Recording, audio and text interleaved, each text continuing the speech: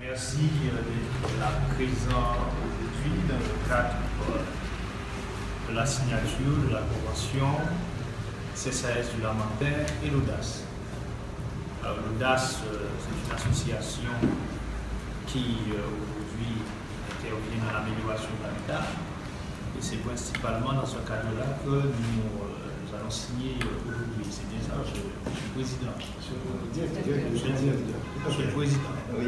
Voilà, donc nous allons faire tout à l'heure une petite présentation technique. Je pense que c'est Monsieur le Directeur, Monsieur Alain qui nous fera la présentation technique du contenu de la convention, puisque notre objectif en fait c'est de pouvoir accompagner les populations qui sont éligibles au CCAS particulièrement, afin de pouvoir permettre d'améliorer leurs conditions de vie en termes d'habitat. Vous savez que nous vivons une situation en Guadeloupe où malheureusement il y a des familles qui ont bénéficié de biens familiaux, bénéficier de moyens, de solidarité. Et c'est le fameux coup de main en Guadeloupe. On construit sa maison quand on est jeune et qu'on arrive à la retraite, le niveau de vie diminue, on a moins de moyens et des fois on a un patrimoine, on a une petite maison, etc. et on n'a pas les moyens pour pouvoir entretenir, pour pouvoir des fois surtout régler les problèmes d'étanchéité, de toiture, etc., ou de mise en conformité par rapport à l'électricité, et des choses comme ça. Il y a encore des familles très modestes voilà, qui peuvent bénéficier d'un petit bien familial, mais qui ne peuvent pas arriver jusqu'au bout de la construction, jusqu'au bout de l'amélioration, parce qu'il y a effectivement bien un manque de ressources, soit parce que la personne ne travaille pas, ou soit parce que les ressources sont faibles. Et il y a des dispositifs qui sont mis en place et qui sont portés par vous. Et aussi, portés par vous, c'est-à-dire que vous pouvez accompagner pour aller soit vers l'État, vers la caisse d'allocation familiale, vers le conseil départemental ou encore le conseil régional, qui en fait de moins en moins depuis quelque temps, non, qui en fait toujours.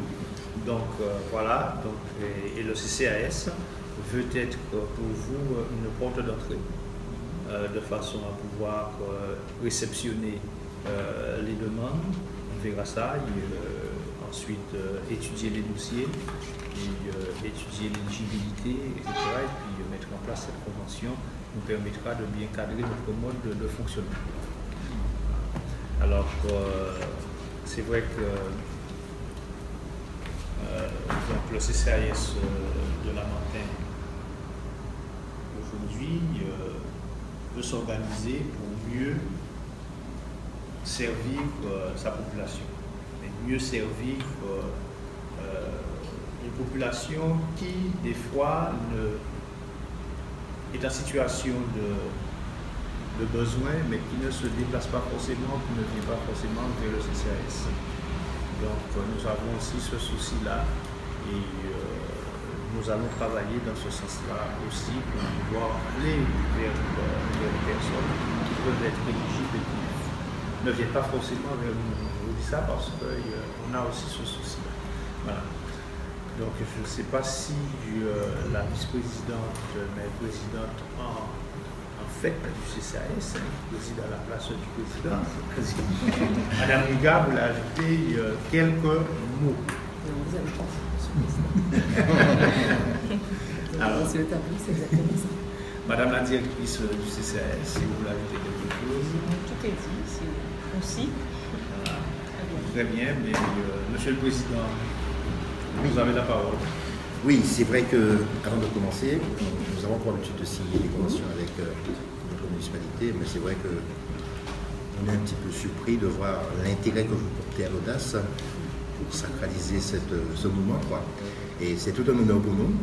Preuve que la convention qu'on va signer aujourd'hui, on doit être indéfectible au niveau de notre intervention de l'Audace, entre l'Audace et la municipalité. Donc c'est un honneur. C'est vrai que nous n'avions pas prévu une telle réception, mais nous allons quand même assurer aujourd'hui et après. Voilà. Alors, sans être trop long, j'ai quand même préparé un petit discours pour compléter un peu ce qu'a dit M. le maire, président du CECAS, et pour permettre à tout un chacun de comprendre l'intérêt justement de signer ce type de convention. L'intérêt non pas pour la municipalité, l'intérêt non pas pour M. le maire, l'intérêt non pas pour vous, mais l'intérêt pour les citoyens, comme il a si bien dit, qui sont souvent en souffrance, qui ne connaissent pas les dispositifs qui existent et qui attendent beaucoup, beaucoup de leur municipalité. Alors, nous sommes en Guadeloupe, nous savons très bien que quelqu'un qui est en souffrance viendra voir M. le maire, soit chez lui, soit dans la rue, quand on fait pas moins, embellé, patati patata. Alors qu'il y a des dispositifs qui existent, il y a des opérateurs tels que l'Audace qui sont des opérateurs agréés, qui est un opérateur agréé, qui peut intervenir justement au profit de ces ménages en difficulté. Alors, sans être trop long, je vais quand même dresser mon petit discours, si vous le permettez. Et voilà, en gardant comme le protocole. Monsieur le maire, président du CECAS, monsieur premier adjoint au maire, madame la directrice du CECAS, madame la vice-présidente du CECAS, monsieur le représentant des personnes handicapées, en situation de handicap, pas handicapées, monsieur le représentant de l'association Joie de Vivre, mesdames et messieurs, avocats des qualités. Voilà. Donc, les besoins en logement aidés restent très importants en Guadeloupe, du fait de la croissance démographique, ça nous le savons, du phénomène de décohabitation et surtout du nombre encore élevé de logements indignes ou insalubres, conjugués au faible niveau de ressources des ménages. C'est fort de cet enjeu que les différents acteurs du logement ont signé en avril 2016 le plan logement outre-mer, le fameux PLOM, lequel s'articule autour de 5 orientations. La réhabilitation du parc privé ancien pour permettre le maintien à domicile des populations fragiles dans des logements de qualité, bien sûr. La lutte contre l'habitat indigne et la promotion des constructions sobres en consommation d'énergie font partie de ces orientations. Consommation d'énergie, il y a aussi des axes qui ont été mis en place, partenarial entre EDF et la région, donc nous allons peut-être en parler autour de cette signature. Pour atteindre les objectifs que vise le PLOM, PLOM, le dispositif partenarial pour l'amélioration de l'habitat, DPAH, ce sont des sigles qui vont devenir familiers pour vous, c'est l'un des outils sur lesquels les signataires du PLOM ont décidé de s'appuyer et le confortant et en l'élargissant à de nombreux partenaires. Aujourd'hui, on retrouve dans le DPAH, présidé par le conseil départemental, les principaux financeurs de l'amélioration de l'habitat que sont l'État, le conseil départemental, le conseil régional, la CAF et la TRIOM. Monsieur le maire président du CECAS en a fait allusion à l'instant. Ce sont des partenaires financiers. À travers les échanges que nous avons régulièrement avec les élus des communes et les administrés, il apparaît que le DPAH et son fonctionnement restent encore mal connus. C'est notre présence aujourd'hui ici pour justement, à travers cette convention, présenter les différents dispositifs, mais surtout aller sur le terrain, vous allez voir. Alors, même que c'est un outil très utile et efficace pour permettre l'amélioration de l'habitat des ménages des conditions modestes de façon durable. En tant qu'opérateur agréé du DPAH, l'Office de développement et d'aménagement de Sainte-Rose, donc l'Audace, plus connu sous l'acronyme l'Audace, a une mission d'assistance aux communes et de suivi, animation sur le terrain, pour informer leurs administrés sur ce dispositif d'aide pour l'amélioration de l'habitat et permettre que celui-ci profite en priorité aux ménages et les plus défavorisés, lesquels sont ceux qui vivent le plus souvent dans des logements indignes et insalubres. La convention de partenariat que nous allons signer aujourd'hui avec votre municipalité, monsieur le maire, a donc pour objectif de permettre à un plus grand nombre de ménages défavorisés du Lamentin d'accéder aux aides existantes pour améliorer leur logement. Nous envisageons d'intervenir sur votre territoire à travers des permanences dans vos locaux, bien sûr, mais aussi en allant à la rencontre des ménages sur le terrain, puisque c'est le meilleur moyen de détecter les situations de précarité dans le logement. Ainsi, si au regard de la proximité entre votre commune et celle de Sainte-Rose, nous savons tous l'échange, la collaboration qui existe entre M. le maire de la Montagne et Mme le maire de Sainte-Rose, où se trouvent nos bureaux, bien sûr, puisque pour mémoire, nos bureaux, on n'a pas d'immeuble, pardon, on a des locaux pas exigus, mais des locaux convenables qui se situent juste avant le stade de Sainte-Rose. Nous recevons déjà régulièrement des administrés lamantinois pour lesquels nous instruisions un dossier de demande d'aide. Gageons que ce travail de proximité que nous allons faire sur votre territoire permettra de satisfaire un public beaucoup plus important de votre commune. Voilà les intentions de l'audace. Alors, pour mémoire, aujourd'hui, nous avons des lamantinois qui se sont orientés bouche à oreille à l'audace. Nous travaillons également, ça va faire plaisir à M. le maire ainsi que ses adjoints. Alors, il faut savoir que l'audace travaille également avec des artisans. Quand nous instruisons un dossier, monsieur le directeur va vous expliquer tout à l'heure, quand nous instruisons un dossier, donc nous instruisons le dossier de A à Z, c'est-à-dire du financement jusqu'à la réalisation. Donc, nous sommes maîtres d'œuvre, nous travaillons avec des artisans. Et au plaisir de vous apprendre que nous avons une bonne vingtaine d'artisans du Lamentin qui travaillent aujourd'hui avec nous. Voilà. J'en ai terminé. Voilà pour mon petit discours qui n'a pas été très long, j'espère.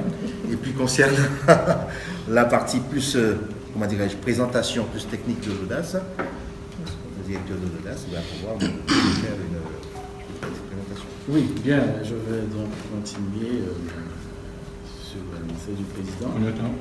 Oui, je disais donc, je vais continuer donc sur l'avancée du président pour vous présenter un petit peu plus techniquement ce qu'est l'audace. Donc, comme l'a dit M. le maire, l'audace c'est une association, loi 1901, qui existe depuis 1989, qui est une émanation, je dirais, de la commune de Sainte-Rose, avec un conseil d'administration composé de 8 membres, 4 élus, 4 personnes civiles.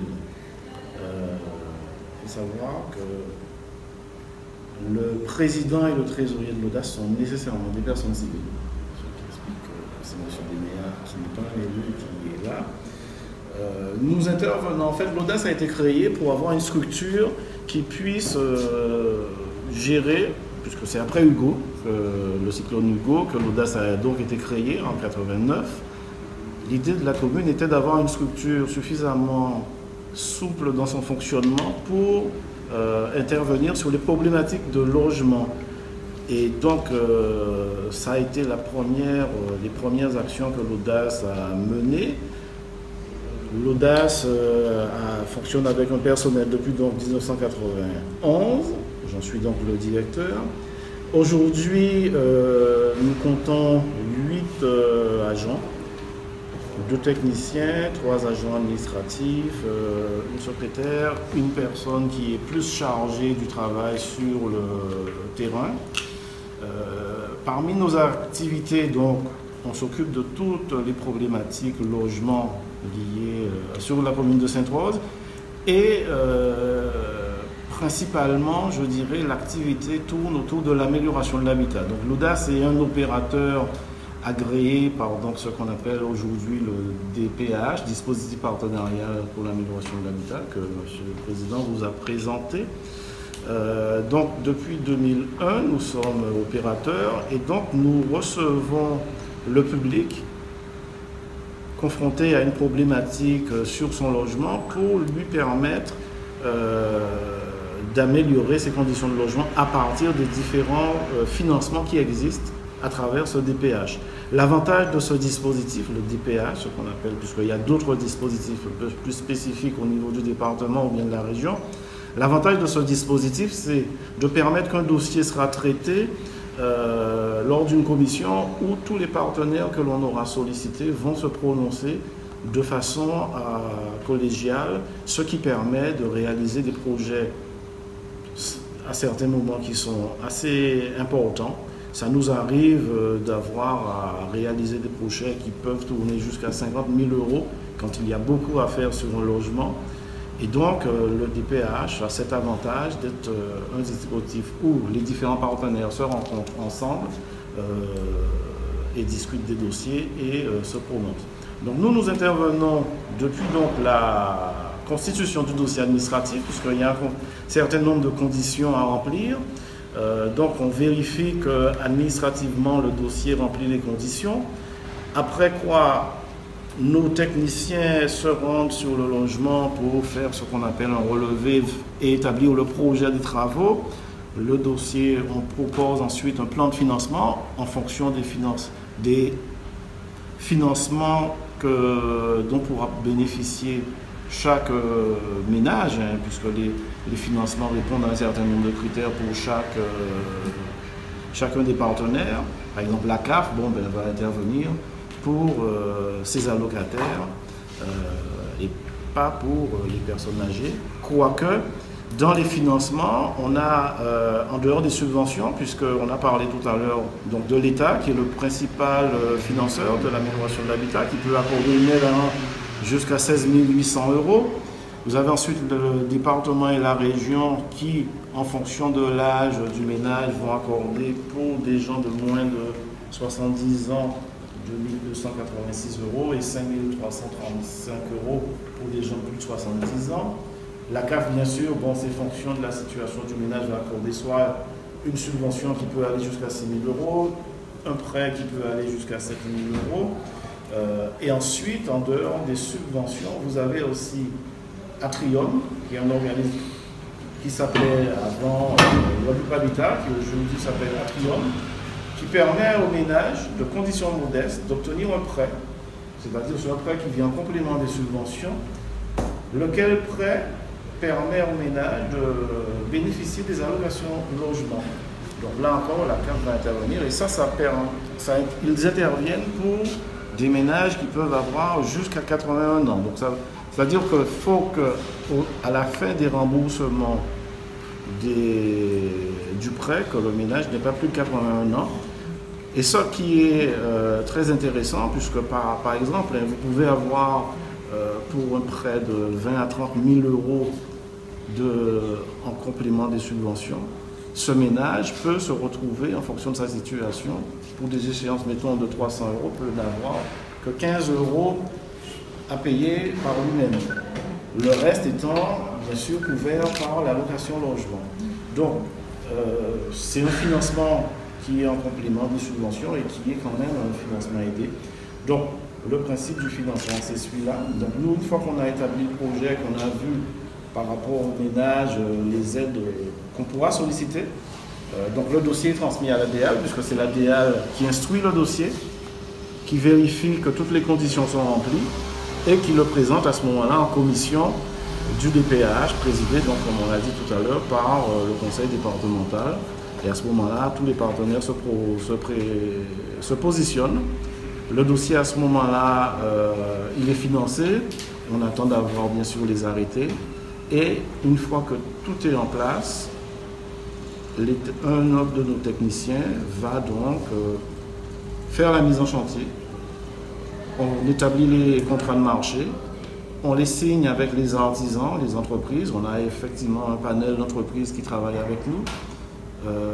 Et donc, on confie les différents marchés à ces entreprises. Et nous, on fait le suivi de ce chantier jusqu'à la réception. Donc, ça veut dire qu'on est là pour accompagner le ménage depuis le début jusqu'à la fin.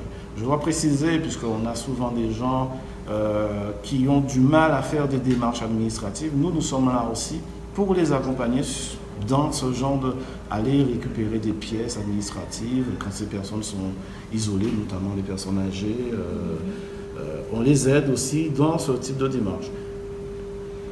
Le principe, comme on a dit tout à l'heure, c'est qu'il faut que les aides aillent en priorité aux ménages les plus concernés par ce dispositif. Parce que vous avez des gens, bien sûr, qui vont d'emblée savoir que ça existe, qui vont se rapprocher, puisque bon, ils ont l'habitude de faire une démarche où ils ne sont pas réfractaires à le faire. Mais on sait très bien que c'est sur le terrain que l'on peut détecter des situations de grande précarité, et ça nous arrive régulièrement d'en avoir. Et c'est soit par un signalement, soit parce qu'on a été sur le terrain, que l'on va se rendre compte de certaines situations. Et à ce moment-là, on va présenter le dispositif, présenter comment bénéficier des aides à ce ménage, l'aider à constituer son dossier pour permettre que son logement soit réhabilité. Donc, le travail, c'est-à-dire que en tant qu'opérateur agréé par le DPH, on a ce travail de détection à faire, puisque c'est un dispositif qui se veut volontaire pour permettre que les gens en grande précarité en sortent par rapport au logement. Donc on a le devoir de faire ce travail. C'est pour cela que dans le cadre de nos missions, nous souhaitons que sur les communes où on intervient, puisque je ne l'ai pas dit, mais l'Audace intervient essentiellement sur le Nord-Bastère. On travaille essentiellement sur le Nord-Bastère, je ne veux pas dire quasiment exclusivement sur le Nord-Bastère. Et ça, on le faisait, je dirais, même avant la création de la communauté d'Aglo, mais ça tombe très bien, puisque donc on intervient sur ce territoire de la communauté d'agglomération en priorité. Et donc, le but pour nous, c'est justement de permettre au maximum de ménages de ces communes de bénéficier des aides. Et c'est à travers les permanences, puisqu'il s'agit d'être proche du ménage, puisque de l'accompagner, de l'aider. C'est vrai, comme l'a dit le président, on a régulièrement des Lamantinois qui s'adressent à nous. Je dirais, on traite une vingtaine de dossiers déjà de la commune du Lamentin régulièrement chaque année. Mais on sait très bien qu'il y a beaucoup plus de besoins.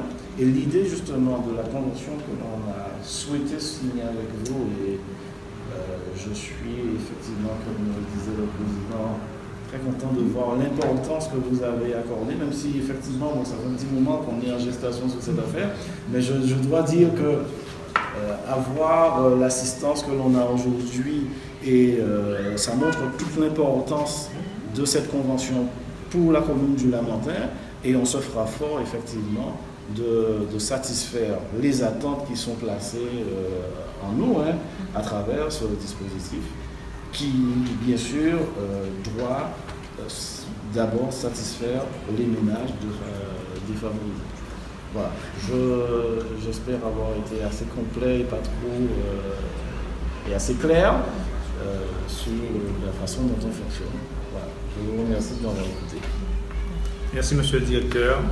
Je pense que là, nous avons dit l'essentiel et que sans en avoir discuté auparavant, on se rejoint sur les axes principaux de la mission.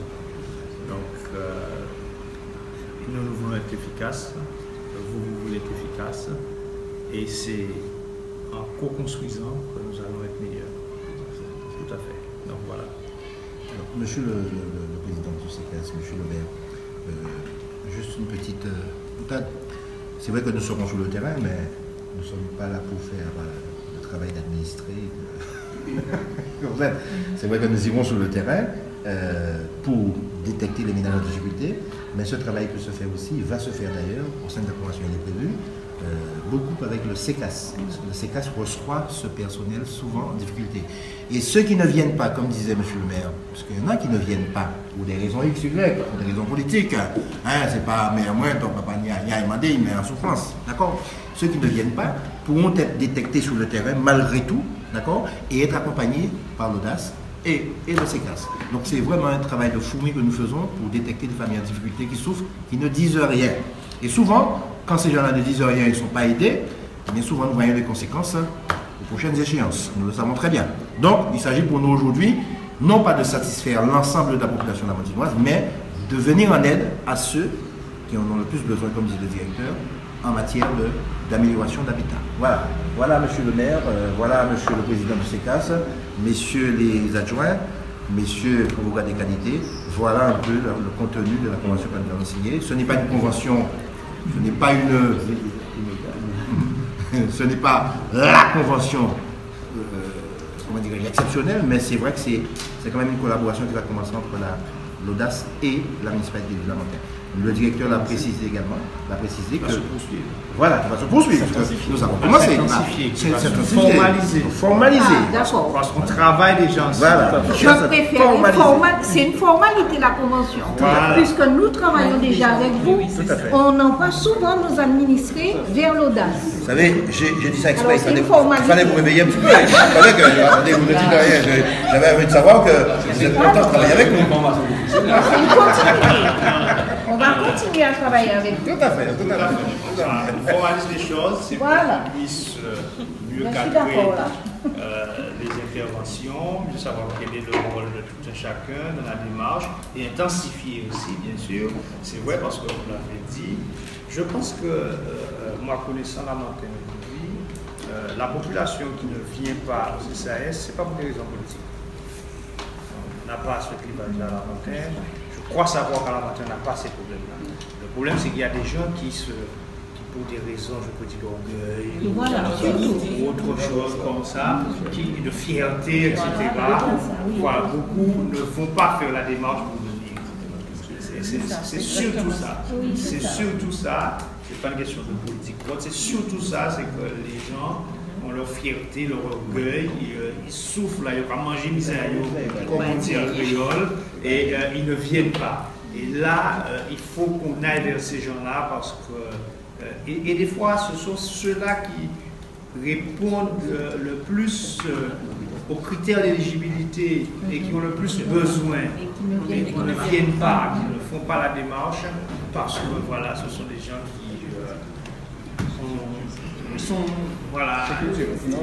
qui n'osent pas. Voilà. Je peux rajouter juste une chose, puisque j'ai parlé des financeurs que l'on a dans ce qu'on appelle le DPH. Je vois qu'on a rajouté qu'en plus de ces financements, on fait intervenir régulièrement les caisses de retraite qui ne sont pas dans le dispositif, les caisses de retraite qui emmènent un complément de financement en fonction de leurs critères, et aussi, et là je rejoins effectivement mon Hubert, on travaille effectivement régulièrement avec le CECAS, puisque le CECAS aussi, pour aider, puisque la difficulté d'un dossier d'amélioration de l'habitat, c'est que même si vous avez des aides, vous avez un apport personnel qui est variable et qui peut être important en fonction de la situation. C'est-à-dire, bon, même si c'était 1 000 €, mais en fonction de la situation, cette personne ne va pas y arriver. Et c'est vrai qu'à ce moment-là, on fait intervenir le CECAS qui régulièrement donc, est en relation avec vous et qui accorde une aide. Et je ne peux que souhaiter que ça s'intensifie et qu'on puisse effectivement plus régulièrement obtenir ce complément. Puisque des fois on se rend compte que pour pas grand-chose, un ménage, on peut ne pas pouvoir boucler son plan de financement ou des fois le dossier, on va être obligé de réaliser moins de travaux que ce qui est vraiment nécessaire. Voilà. Donc je crois que le rôle du CCAS à ce niveau-là, en dehors de l'aspect administratif, mais aussi sur l'aspect financier, est aussi important et on ne peut que le féliciter et souhaiter que ça se poursuive. Voilà. Juste une chose, directeur, donc, je voudrais quand même qu'on puisse rappeler que dans le cadre de la maîtrise de l'énergie, il y a une convention qui a été signée entre la région et l'IF concernant la pose d'un chauffe-eau solaire. Donc il faut savoir que nous faisons partie des 4 opérateurs, des 6 opérateurs qui ont signé cette convention et là-dessus nous sommes également agréés.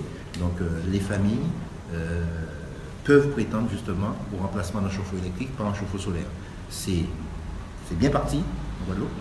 Il y a peut-être des familles qui ne sont pas encore informées ou qui ne savent pas quelle démarche faire. Là aussi, dans ce cadre, c'est une action qui va très vite et il est demandé très peu d'informations pour pouvoir, très peu de documents pour pouvoir réaliser ceci. À l'audace, nous réclamons pour monter un tel dossier 2 documents, la dernière facture d'électricité ainsi que l'avis d'imposition. Donc avec cela, on peut étudier un dossier et mettre en place un chauffe-eau solaire à la place d'un chauffe-eau électrique, s'il y en a, on le démontre, au profit des familles dans le cadre de la maîtrise de l'énergie électrique. Nous savons tous qu'un chauffe-eau solaire consomme bien moins qu'un chauffe-eau électrique en matière d'énergie. Je dis bien moins, mais peut-être plus que rien du tout que nous consommons. Pas du tout. C'est le soleil, l'énergie renouvelable. Donc c'est un gain d'économie qui peut profiter à ces familles. Donc là, les critères d'éligibilité, c'est simplement basé sur l'avis d'imposition et la facture d'électricité. Donc là, c'est plus large. Je veux dire, beaucoup plus de personnes peuvent y accéder. Voilà, juste pour rappeler ceci, que nous avons pas mal de participants aussi. aussi, puisque nous travaillons ensemble, je le confirme, qui s'adresse à nous pour cette opération. Voilà. Très bien, nous allons passer à la signature sur le bien. Si vous avez emmené des beaux stylos. Des beaux stylos.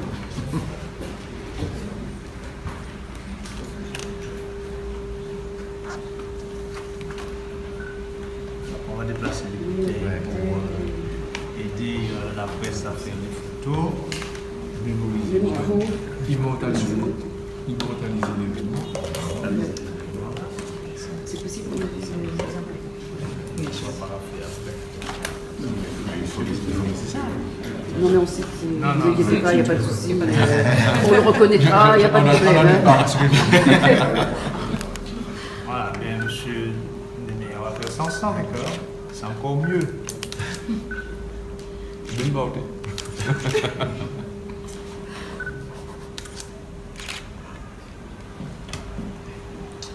Il y a 2 exemplaires. Oui.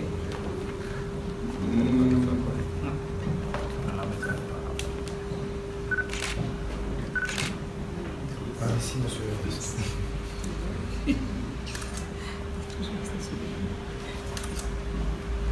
Voilà.